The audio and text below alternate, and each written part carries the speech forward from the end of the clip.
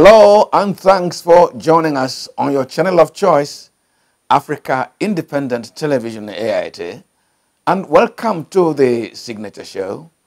I am Waboz Njoko. In this edition of the program, it is not a twister, it is a straightener. The gale of voter registration sweeping through Nigeria's youth population. Will it redefine Nigerian politics come 2023? Resignation of Muhammad Tanko as Chief Justice of Nigeria. Did it really come as a surprise, or was it the case of the expected? Zamfara Arms for All controversy. Beyond the noise, what is the real substance of Governor Matawale's suggestion? Apga, Supreme Court judgment, and INEC. Could this be a banana peel on our way to the 2023 election? Plus, our thank you for this Sunday, which is a plea to tomato juice because oyinatum. If you step out, you miss out. Just stay with us.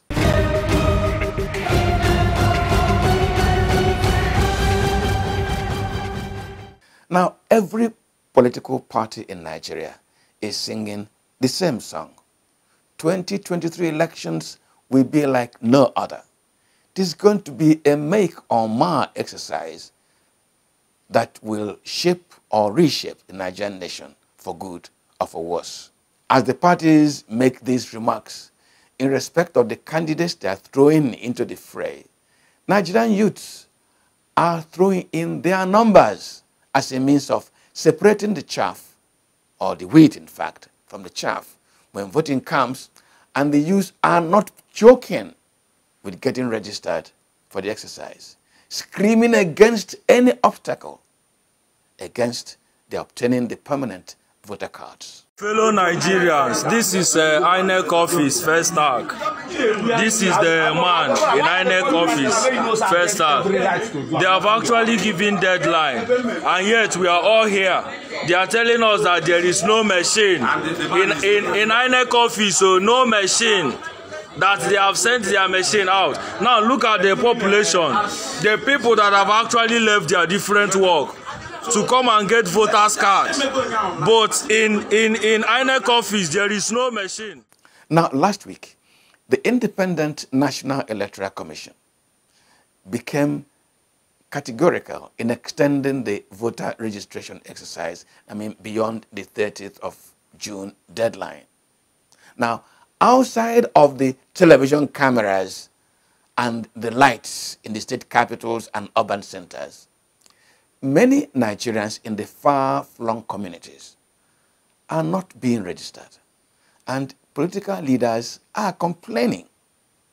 Our correspondent, Marvelous Obumano, sought out the former Speaker of Imo State House of Assembly, Right Honorable G.K. Dikocha, and he spoke with him.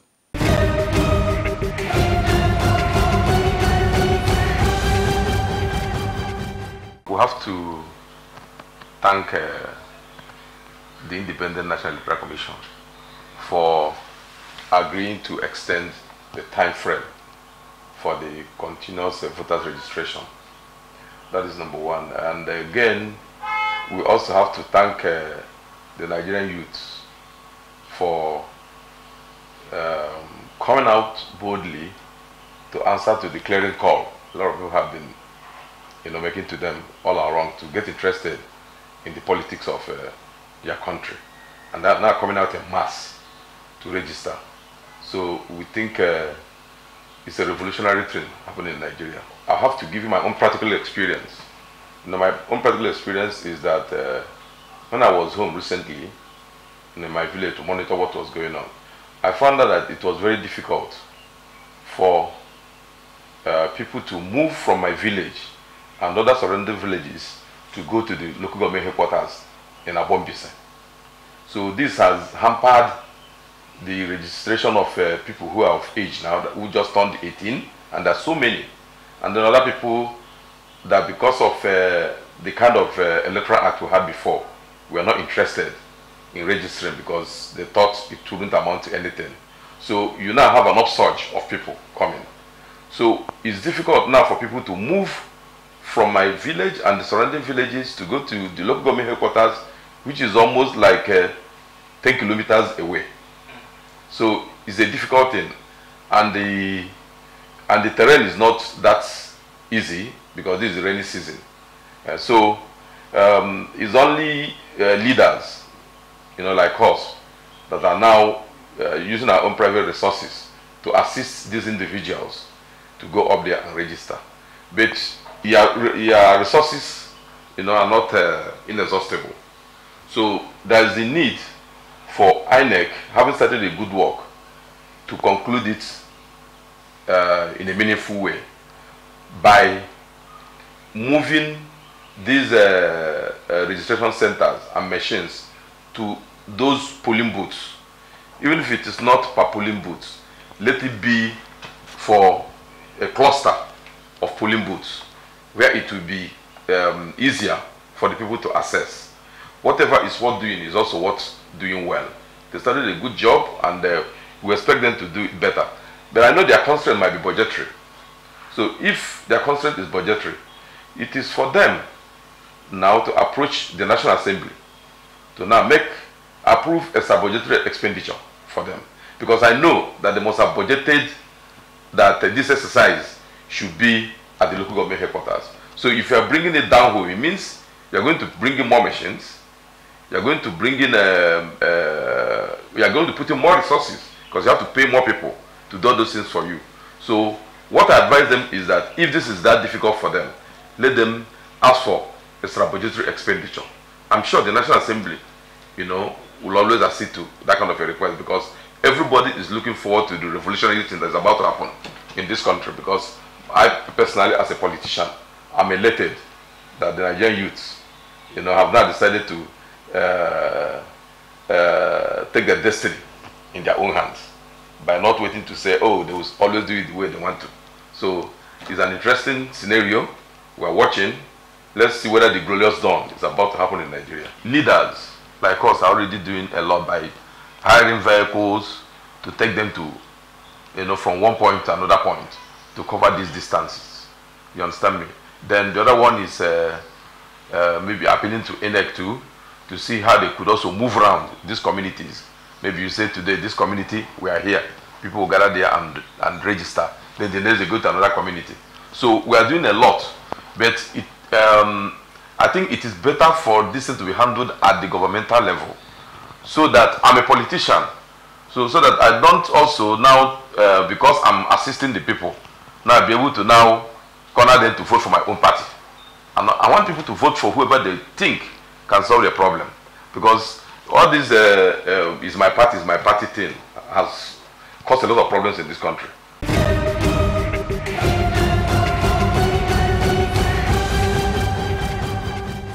Now, meanwhile in Abuja, the Labour Party has been helping prospective voters to overcome the challenge of registering online or transferring from one voter area to another, still online. Now, correspondent Nasir Usman was in the Day area of the Federal Capital Territory last week, where the party opened its office to assist prospective voters complete registration online.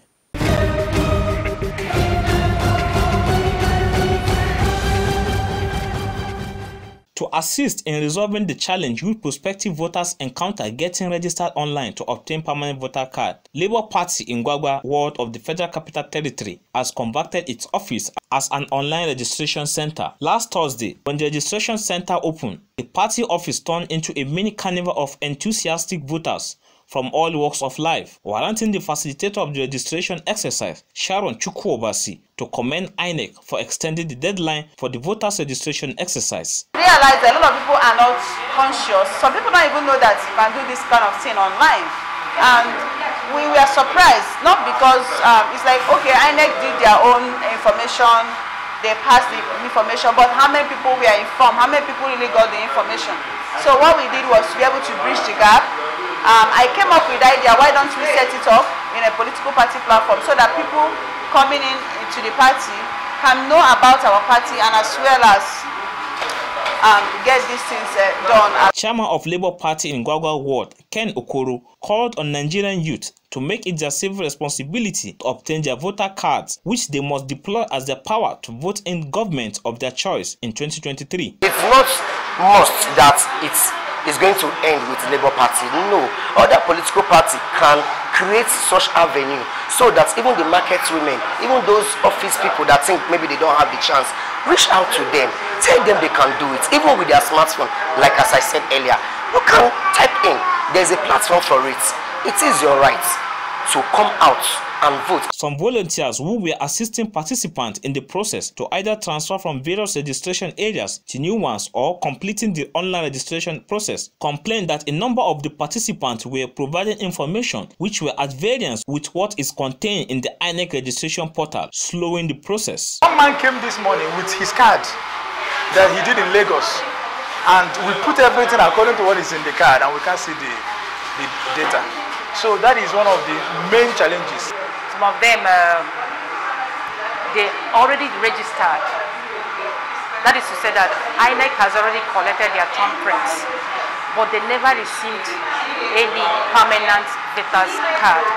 And when they bring the temporary one and try to key it into the INEC portal, some of them, especially people from Suleja, you will never see their name there. Some people have relocated, and for that reason, they misplaced their card, they've left where they were before, so they need to transfer their details to the present place where they are. Chairman of the Independent National Electoral Commission, INEC, Professor Mahmoud Yakubu, has assured Nigerians that the permanent voters card for newly registered voters will be ready for collection from October 2022. He gave the assurance last Saturday while addressing a crowd of youths who came to register during a mega concert tagged Youth Vote Count at the Old Party Ground in Abuja, the nation's capital. In Abuja, Nasiru Usman for Signature Show.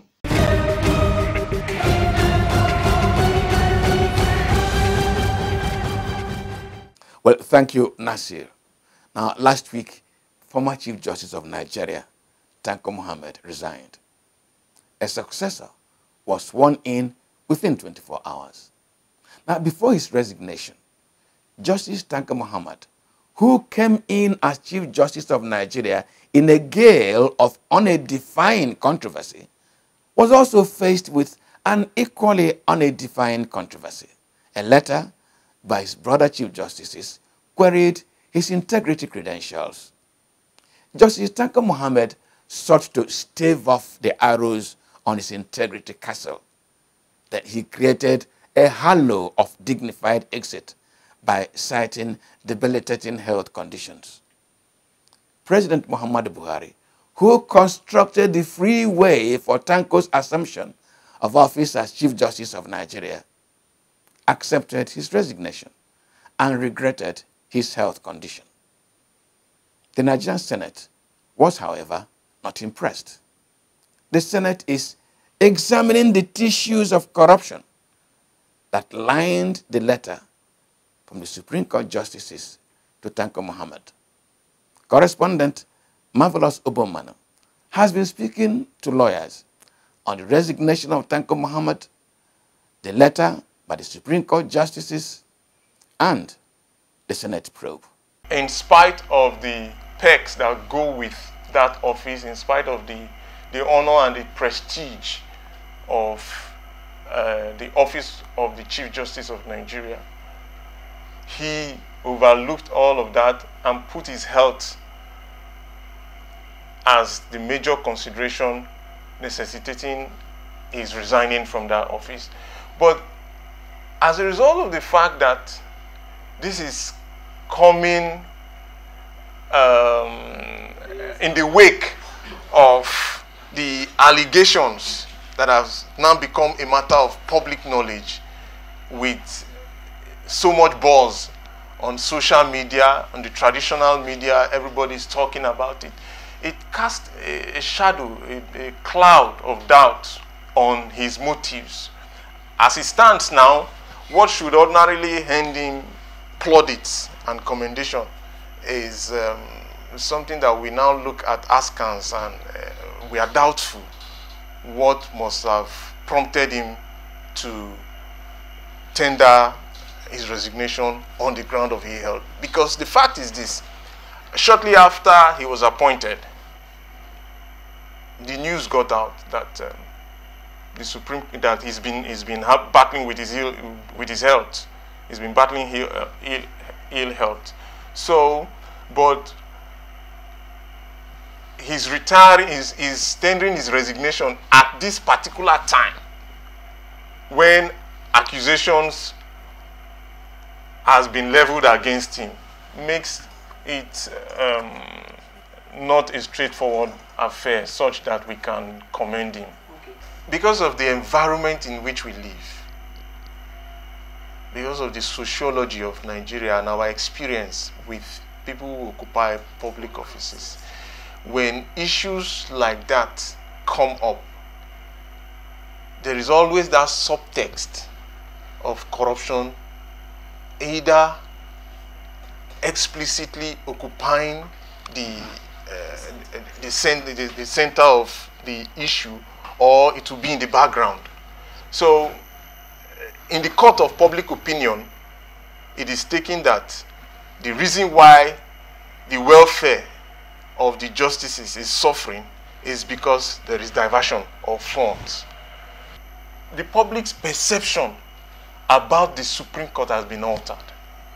Whether there is diversion of fund or not is not important per se, as far as public perception going by what is happening now is concerned. And because of that perception, which is negative in this instance, it's not good, because it puts doubt in the mind of the public. It should be investigated, because the issues on ground now are matters that pertain to diversion of public funds. So the anti-graft agencies should investigate him. I don't think he's above limits. He's not off limits as far as the investigatory powers of the anti-graft agencies are concerned. There is no exception before the law. If that people at that level can be neglected, I don't know what becomes of the ordinary man. And then talking about the response of His Lordship, the former Chief Justice of Nigeria, that is not the judiciary is not the only arm that is faced with that kind of situation. And the question is, did he complain? Was there prudence in the entire system for him to say, oh, the allowance, the budgetary allocation that he presented was not met, or some funds meant for the judiciary was diverted? Was he here to complain on behalf of his colleagues? If he was seen to have done that, I don't think they would have misunderstood him in any way. So for him to say that it's not only the judiciary that is facing financial challenges, that excuse is a very lame one. And talking about the fact that he resigned a few days after allegations and from his colleagues came up, the reason he gave is that of health. There is this saying that not even the devil understands the intention of a man. He has given his reason that it was ill health, but there are feelers out there that his resignation is not far-fetched from the complaint from his colleagues and the fact that the anti-graft agencies have been grafted into the entire system for them to commence investigation.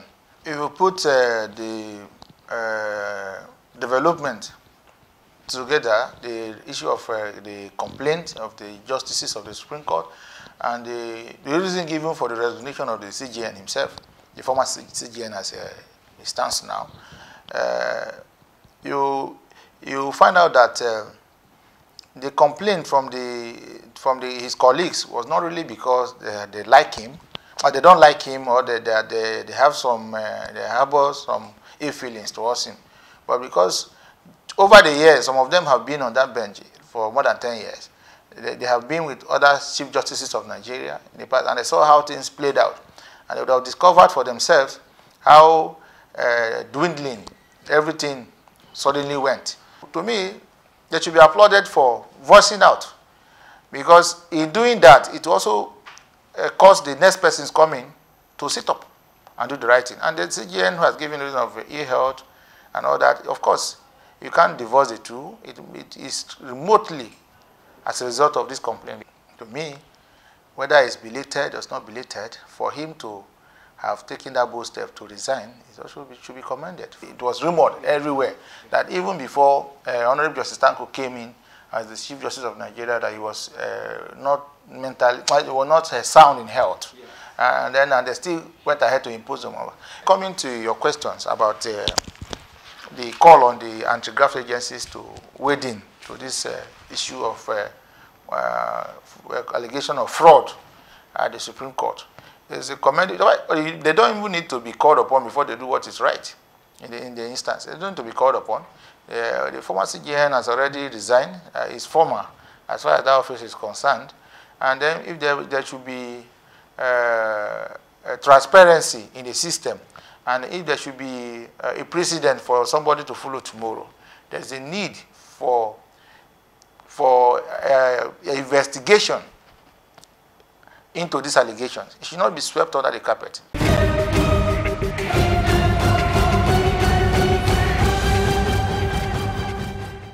Well, from a judicial doubt and worry to an executive controversy and security concern. Now, last week, the Zamfara state government stirred a national controversy. First, the governor, Bello Matawalle, had told the citizens of the state to take up arms and defend themselves against bandits who were killing, kidnapping, collecting huge ransoms, and establishing areas of influence and control.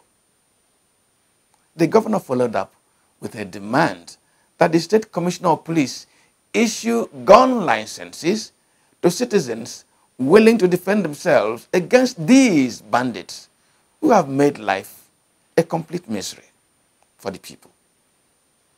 The call to arms by the Zamfara State Governor and the controversy it has stirred, they are the subject of a special report this Sunday.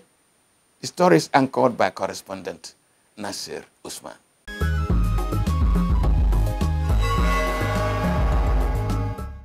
On the 25th of June 2022, the Zamfara state government ordered its citizens to take up arms and defend themselves against bandits who have made life unsure and the government look inept. The government has gone further to ask the police authorities to issue gun licenses to citizens who wish to have them as a legalized action towards stemming the rampage of the bandits. Henceforth, directed individuals to prepare and obtain lawful weapons to defend themselves against the bandits. Although there is an existing law that bans issuance of license to obtain such weapons, people wishing to obtain the weapon are advised to fill forms that will be distributed to each of the 19 emirates of the state. It is necessary, however, to place the action of the Zamfara state government in context. In the first quarter of 2022, Zamfara state experienced about 327 bandits, cattle rustling and kidnappings, the highest in Nigeria. In the second quarter, on May 7, 2022, bandits killed 50 persons in Bokura local government of the state, and another 7 on May 8.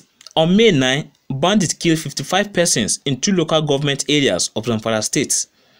On June 26, thousands fled their houses, turning into refugees after bandits attacked Mada town in Gusau local government area of the state. No administration is judged on the basis of anything other than first and foremost security. What was your ability to maintain security? Because that's the cardinal responsibility of government in the first place, before you begin to go into economics, micro or macro. So the government needs to sit up and ensure that these issues and crises are arrested. 2 basic issues, lastly, are critical in addressing any security challenge, whether in Nigeria or all over the world. First is to understand the people's socio-psychological conditioning, and second is to deal with the socio-economic problems. And within the socio-economic problems, you have income inequality and a huge gap in wealth distribution. Ensure that there is proper equipment for our personnel. I'm talking about sophisticated artificial intelligence to be able to gather intelligence, and then of course equipment and personnel training and so on and so forth. Zamfara State is not alone in this siege of communities by well-armed non-state actors. In Kaduna State, the Ansarul Islamic terror group has established alternative government in local government which it has overrun. Communities can only disobey their tax laws, marriage rights, and religious worship at their own peril. Borno State has become a population of refugees as Boko Haram and ISWAP seize citizens out of their simple ways of life in a mad drive to create an Islamic state. In Katsina State, President Muhammadu Buhari could not have been any more affronted than when bandits raided, killed, and abducted scores of community members in the president's own local government while the president visited. Benue, Plateau, and Niger State have suffered unending bandits, herdsmen, and insurgents attack which have claimed thousands of innocent lives. The frustration of the Zamfara State governor and his seeming loss of faith in the Nigerian security institution can therefore be best understood in the context of these many failures to protect the citizens. It's a statement of a man who have run out of ideas, who have run out of control. You know, the governor of every state is the chief security of the state. And there is huge amount of security budget he have been collecting that is assigned for every state on monthly basis. So for him to come out to say that the citizens should go and procure guns to defend themselves, that is to tell you that he is overwhelmed. However, how safe is arming everybody in a country with limited functional education with a rising drug challenge? It is wrong for Nigerian that is going through insecurity problem of this level to still be operating under federal level security. It's wrong. Imagine posting somebody from Katsina, Kaduna, Zamfara to Apga State, to any part of Southeast or South-South, where the security person does not hear their language, does not understand their tradition, does not understand their religion, does not understand the terrain, the environment where he's been assigned to. So how do you expect him to function well? How do they release information to you? That is the problem. So I think that it is high time for state police. The Nigerian military has cautioned against the suggestion by the Zamfara State governor. It is not, however, in the place of the military to dabble into what it is essentially a political issue. If the present security architecture is failing to protect lives and properties, the National Assembly must take a cue from the Zamfara State government frustration to resolve the issue in an ordered and institutionalized manner in the overall national interest. In Abuja, Nasir Usman for Signature TV.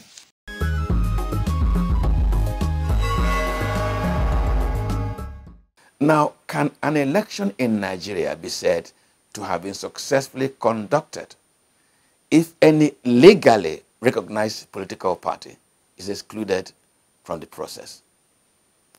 If that party's logo is accommodated in the election, but candidates other than the ones presented by the authentic officials of the party are allowed in the election as contestants, does that affect the validity of the election? Now, these questions have become very necessary following the brewing controversy in the All Progressive Grand Alliance, Apga. Now, the Supreme Court has resolved the Apga leadership question, but the interpretation of that resolution is creating a wedge between Apga and the electoral umpire, INEC.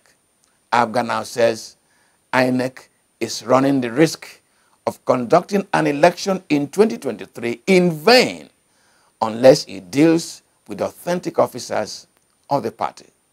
Chief Chekwas Okorie, founder of Apga, has been speaking with Signature Show. Stay with us.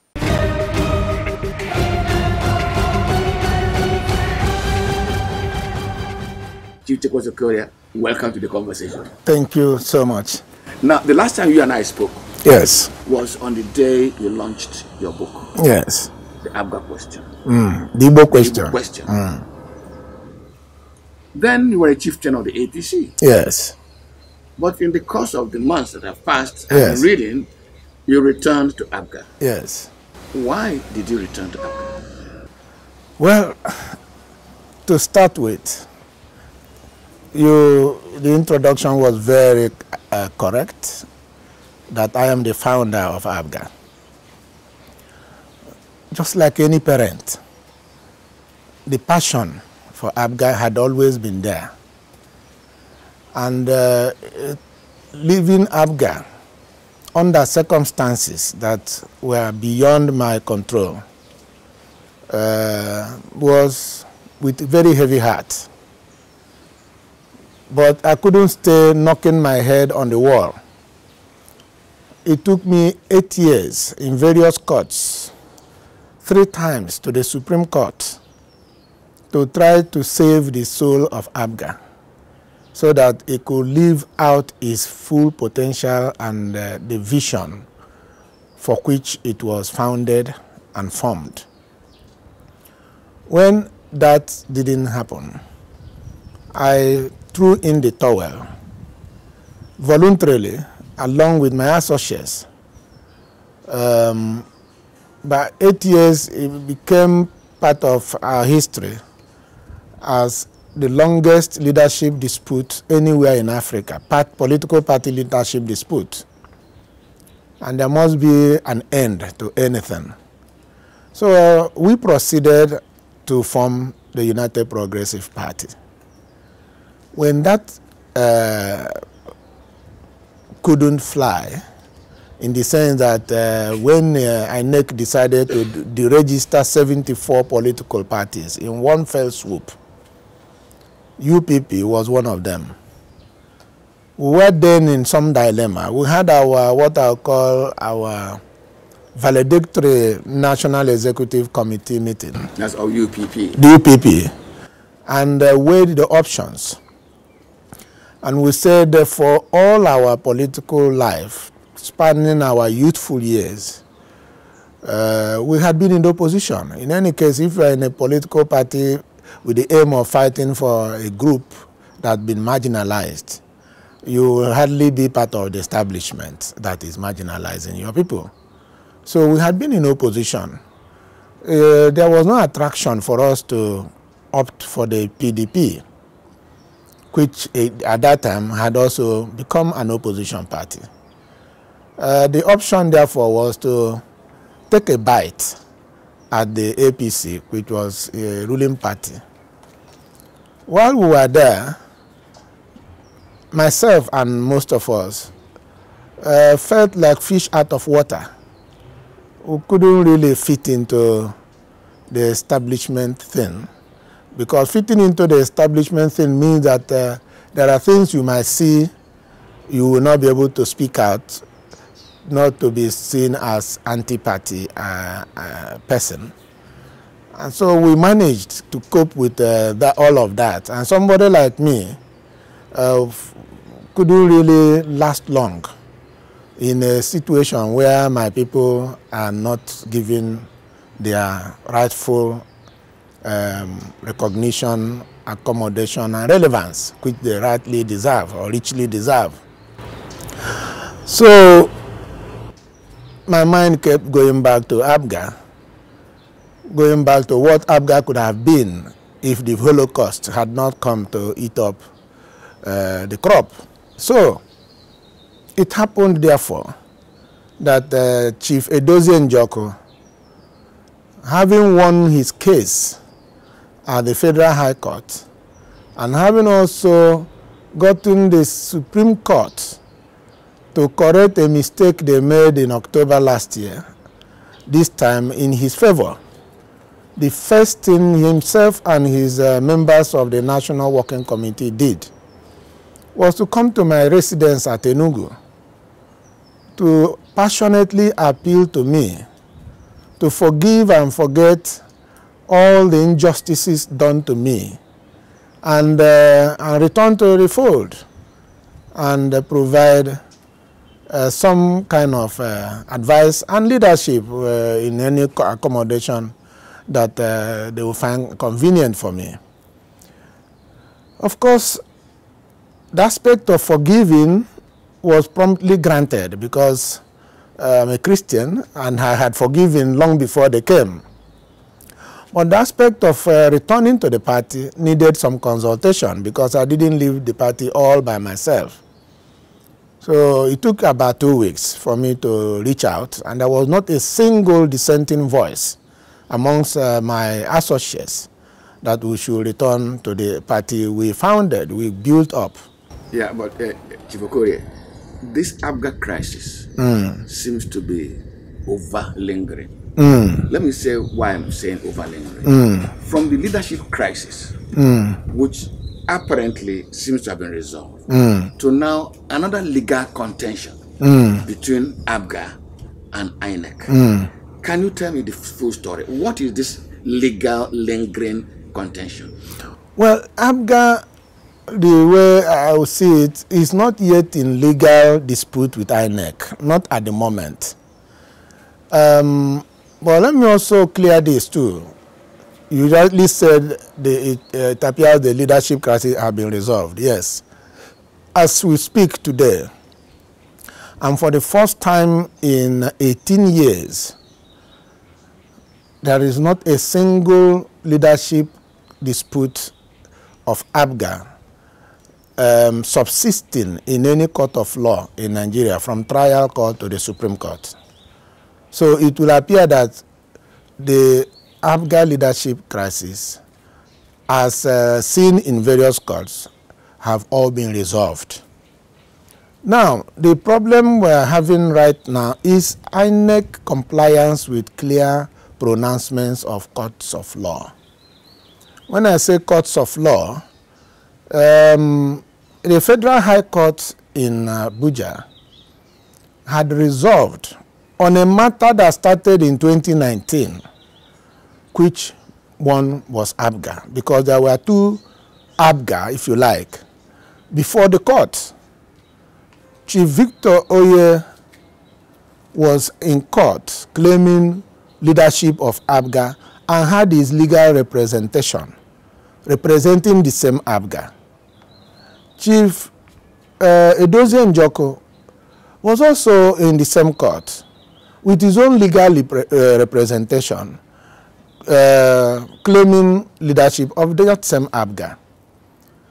The court resolved which was Apga and which legal representation will he take his submissions to resolve the matter.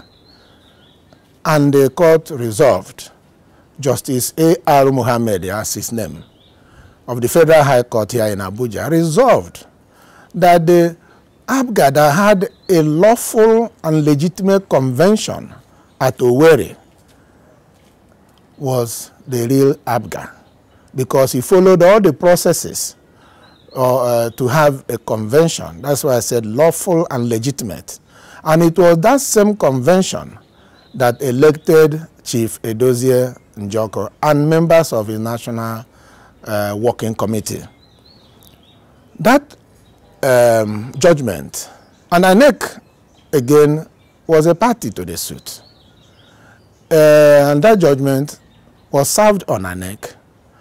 Of course, INEC also got its own copy of the judgment, being party to the suit. As we speak, there is no appeal lying that judgment as we speak. Now, sometime in May this year, the eagle eyes of Chief Edozie Njoko's counsel identified an error in the judgment of the Supreme Court. And that error was where the court referred to Chief Oye as the national chairman of the party and said that the suspension of Chief Oye, the national chairman of the party, was not justiciable because it was an internal affair of the party and ought not to have been canvassed in the first place. Now, the counsel to Chief Edozie Njoku found out that it was not Oye. Oye was not on suspension. He was not on suspension. He had no contention with the appellant. The appellant in the Supreme Court was a certain Chief Jude Okeke, who started his journey from Jigawa High Court that gave the judgment that the convention held at Owerri was lawful and Edozie was elected, but that Edozie Njoku was suspended by this Jude Okeke's faction, and therefore pronounced Jude Okeke as the acting chairman.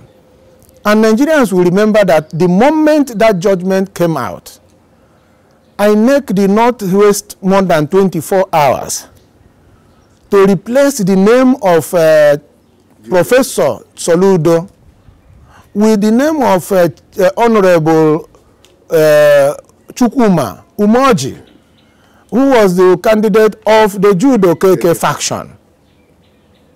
There was trepidation everywhere, especially amongst Anambra people who had so much confidence in Professor Chukwuma Soludo. The matter went to Court of Appeal. And the Court of Appeal, in its wisdom, ruled that the Jigawa Court lacked territorial jurisdiction to entertain the matter in the first place, and therefore set that judgment aside. Within 48 hours of doing so, INEC promptly responded and reinstated the name of Professor Chukwuma Soludo. This same Jude Okeke proceeded to the Supreme Court to challenge what the appeal court in Kano did. It was in the judgment at the Supreme Court that this error was made. And when the mistake was identified and an application made to the justices of that panel that sat on that case, they found the application to have merit because there was nowhere Chief Oye was suspended or was even mentioned in the original suit at the trial court. So what the court did, first of all, even in that the earlier judgment, they had consolidated two suits that were pending before them on the same matter. So what the court did was to expunge the name of Chief Oye from amongst the respondents and then replaced it with the name of Chief Edozie Njoku and corrected the section, and now reads that the suspension of the national chairman of Apga, Chief Edozie Njoku, is not justiciable.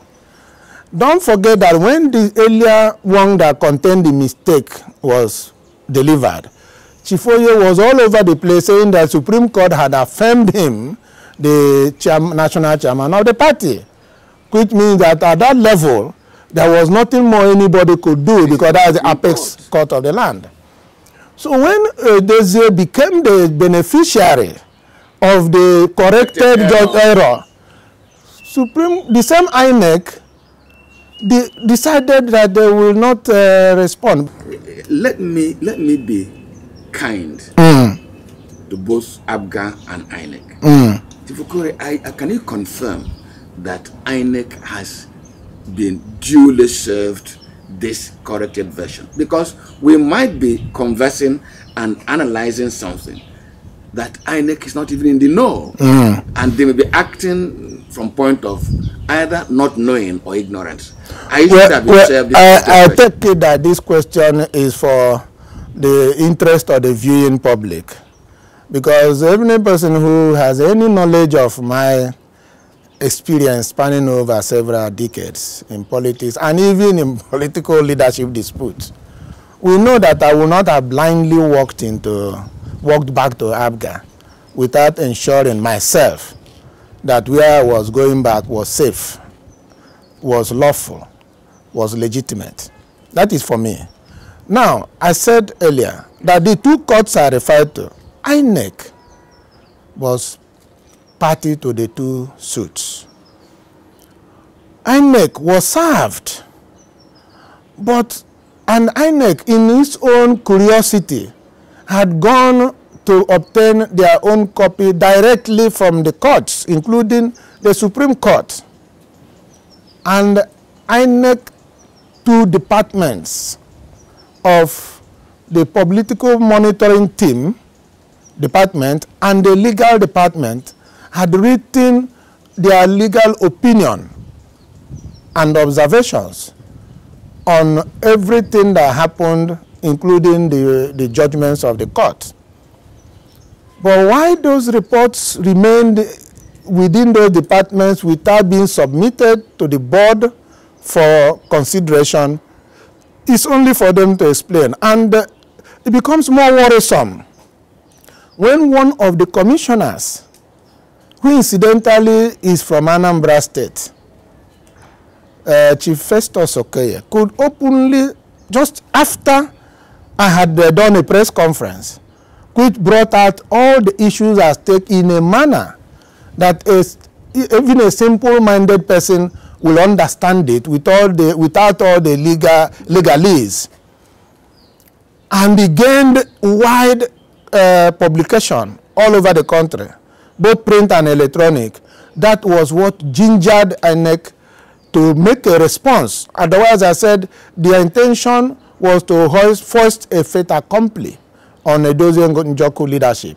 Then this gentleman now said, Festus Okoye now said publicly, he said so to Punch, he said so to Guardian, at least those were the ones who carried his views, that if we were, the Apga obtained a judgment and INEC had been served and INEC refused to comply, that the option left for Apga would be to return to court to file a contempt charge. That was, and I want to borrow from. No, let me land there, please. You see, why it is unfortunate and indeed despicable that he spoke like that was that INEC is scheduled to meet tomorrow, Thursday, as we are speaking. We will meet Thursday before he spoke. Yes. And so he was more of trying to preempt the board. I thought as a commissioner of information, it would have been perhaps the one disclosing to the public what the board decision would have been, or had been. But just a few days before the meeting of the board, he had preempted the board by making this type of suggestion. And what I have experienced, because I was in court, like I said earlier, for 8 years, what I've experienced that each time Apga was in court, some officers in INEC went to the bank smiling. I have noticed that over the years, and it's not what I want to recall here, but it was quite an ugly experience. And that is what is being replayed here. And for a commission like that to suggest a legal option points to some sinister motive. Because I want to take it from that pointing to a sinister motive. Lawyers will tell me that if a corporate citizen or individual disobeys lawful order of the court, that the plaintiff in that case has a recourse to, let me use a layman's language, report that disobedience to the court. Yes. Isn't Okoye's suggestion advisory? Isn't it legal? Isn't it rational? No, isn't it right? That's why I say it's as preemptive as it is mischievous. Because he would have waited for the board, for which he is a member. And don't forget that this gentleman, his tenure will expire just next month. I mean, less than a week from now, the 7th or so of July. So why is he doing this type of damage? He would have allowed the commission to meet, take a decision, and then it is on the basis of the decision that Apga will decide either to take that option or to accept it. Let us approach something that looks more daunting, more dangerous. If this situation persists and every arrangement for the next election is concluded. And INEC keeps dealing with a faction of Apga that has now lost legitimacy by court pronouncement. What will be the fate of all the candidates that have been produced under the Edozie Njoku leadership, national leadership? Well, that is where the legal option now comes in. For instance, if the board of the commission meets and makes a statement that shows that it is not willing to obey, that is an invitation to return to court, because that is the only option left. And it doesn't matter at what time that the court is able to resolve it. The law is very clear. You cannot shut out a political party, because here there is only one legitimate political party, Apga, that the court has resolved. There is not a single convention of the party from 2019 that Oye can claim to have lawfully elected him and his executive as officers of the party. So, but when the court, at any point the court has finished its job, the injured side must be given its time for participation. But if it is cut off from the participation, the law is also clear. Not just the candidates, the entire election will be brought down. It will be shut down, and that is the law. If a political party is excluded from participation, that political party has been excluded, and the election, it becomes not just inconclusive, but a nullity. And that is what I try to draw the attention of the President of the Federal Republic of Nigeria and the National Assembly that appropriated over 350 billion naira for INEC of taxpayers' money to conduct the election. And again, the candidates who have been wrongly nominated by somebody who is not qualified to sign their nomination forms would have suffered double jeopardy. Double jeopardy because of wrongful nomination, a second, the other jeopardy being as a result of perhaps those who may have won their elections not having the benefit of their victories. These things are avoidable. And there is enough time to get all this done before things get out of hand.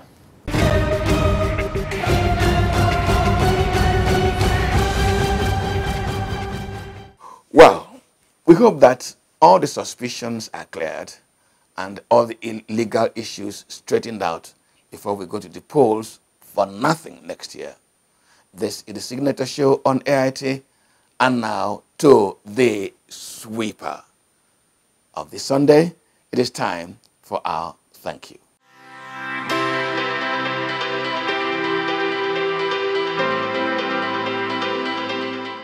Not since Bobby Benson and Rex Jim Lawson has a Nigerian musician created cult followership like Chinedu Okoli, whose stage name is Flavor Nabania. An Enugu City boy of Anambra parents, Flavor has forced his brand of rhythm and blues, composed and rendered in flawless Igbo language, on the entire Nigerian youth, for whom Nabania is a religious call to randy romance. But it is our sweeper, Oyi, released in 2010, that has made music lovers near religious followers of Flavor. See how they catch you go. Yeah, yeah. Baby, how they catch you go. My jollof rice, oh, how you they do today, baby moon. My tomato just see, oh, I don't they think about you. It they make me they wonder, because you love me so tender. Hey, yeah. But now I am darling, cause here is so boring, baby moon. For a very long time, I don't they shiver. Hey. And it be like Senna fever. I they catch it cold. See how they catch it cold. I say baby, I dey catch you go. Na na na, I said, baby, I dey catch you go. I said, baby, I dey catch you go. Na na na. Wahala don't come on. I think I found the one. Yeah, my heart keeps racing. It just won't stop. So just say the word. Anything my baby wants, I'll jump, run as fast as I can get to you. For a very, very long time, I done the shiver, yeah. And it be like saying a fever. I did catch a cold. Baby, I did catch a cold, yeah. I said, baby, I did catch a cold. Na na na. Oh, yeah. Baby, I did catch a cold, yeah. I said, baby, I did catch a cold. Na na na. Well, for creating so much pleasure for the Nigerian youth, even as he has left those of us octogenarians behind to begin to look back years ago, we say thank you to Flavor Nabania this Sunday. And we also say thank you to you for investing your time with us, and we wish you a good afternoon. My name is Mwabuozen Joko.